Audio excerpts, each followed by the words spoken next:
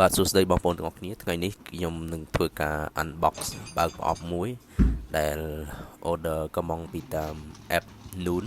យើង order guitar stand មួយចង់បង្ហាញអ្នកទាំងអស់គ្នាក្នុងការ order នោះក្នុងរយៈពេល2ថ្ងៃឬក៏3ថ្ងៃជួនកាលថ្ងៃណាលឿនបានមួយថ្ងៃ order ថ្ងៃល្ងាចទៅស្អែកល្ងាចឡើងគេ deliver អីទៅណាជួនកាលមួយថ្ងៃកន្លះអីទៅគឺស្រួលទេនៅក្នុងការបង់លុយហ្នឹងយើងមានបង់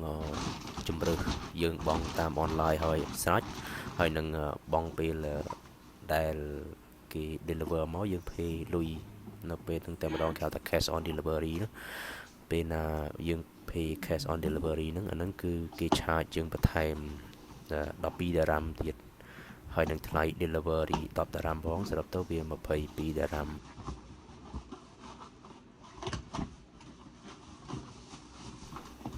ឥឡូវខ្ញុំចាប់ដើមបើកមកហើយបើកចេញពីប្រអប់មកគឺអត់មានអីទេមានតែប្រអប់ហើយនឹងជើង stand ជើងបញ្ឈរហ្គីតាដាក់បានទាំងហ្គីតា acoustic ហើយនិងហ្គីតា electric ចេញបានមក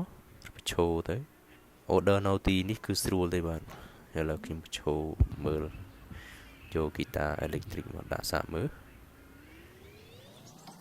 ហ្នឹងហ្គីតាបាទដាក់ឲ្យស្រួលអូខេអញ្ចឹងមានតែប៉ុណ្្នឹងឯងបងប្អូននេះគឺជាការ order បាទ